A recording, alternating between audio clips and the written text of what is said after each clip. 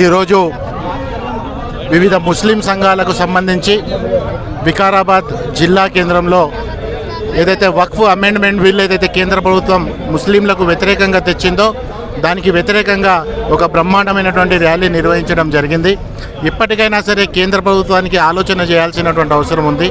ఎందుకంటే 1995 ఏదైతే వక్ఫ్ చట్టం వచ్చిందో ఆ చట్టంలో ఉన్నటువంటి సెక్షన్ 40ని దాన్ని ఖతం చేసేసి మీరు ఎక్కడైతే వక్ఫ్ ఫర్ యూజర్ అనేది ఓ చట్టం తెచ్చారో దానివల్ల ముస్లింల ఉనికి వక్ఫ్ బోర్డు ప్రాపర్టీల ఉనికి ప్రశ్నార్థకంగా మారింది. కాబట్టి ఇలాంటి వివక్షపూరితమైనటువంటి రాజకీయాలు చేయకుండా ఏదైతే రాజ్యాంగం అనేది మనకు కల్పించినటువంటి రైట్ ఫర్ ఈక్వాలిటీ ఉందో ఆ ఈక్వాలిటీని రాజ్యాంగం కల్పించినటువంటి ఫండమెంటల్ రైట్ని కాపాడాల్సినటువంటి బాధ్యత గౌరవ పార్లమెంట్కి, గౌరవ మోదీజీకి, గౌరవ అమిత్ షా గారి పైన ఉన్నది. కాబట్టి మీరు అందరికీ ప్రధానమంత్రి, ముస్లింలకి, హిందువులకి, క్రైస్తవులకి, సిక్కులకు, పార్సీలకి, కాబట్టి ఒక వర్గానికే మేము ప్రధానమంత్రి అన్నట్లు మీరు ప్రవర్తించకూడదు. మీకు ఏ రకంగా అయితే ఈ దేశం మీద హక్కు ఉందో మాకు కూడా అలాంటి హక్కే ఈ దేశం మీద ఉంది. కాబట్టి మాకు రాజ్యాంగం కల్పించినటువంటి హక్కుల్ని కాలరాస్తూ మీ పబ్బం గడుపుకోవాలనేటువంటి పరిస్థితి మంచి పద్ధతి కాదు.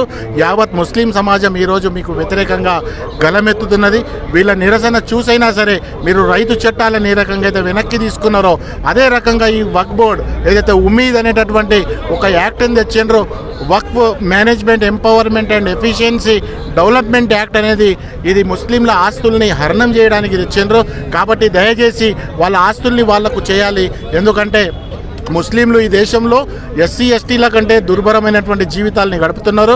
వాళ్ళ ప్రాపర్టీస్ని వాళ్ళకిచ్చి వాళ్ళ జీవితంలో ఒక మెరుగైనటువంటి జీవన విధానాన్ని తీసుకురావాల్సినటువంటి పరిస్థితులు ఉన్నాయి. మోదీ గారు మీకు చేతులెత్తి నమస్కారం చేస్తాం. మమ్మల్నిగా బతకనివ్వండి. మీరు కొత్తగా మాకు ఏమి ఇవ్వకున్నా పర్వాలేదు, మా దగ్గర ఉన్నటువంటి ఆస్తుల్ని మీరు గుంజుకోకుండా ఉంటే చాలు అని చెప్పి ఈ వికారాబాద్ ప్రాంత ముస్లింల తరపు నుంచి కోరుకుంటా ఉన్నాం. Thank you very much.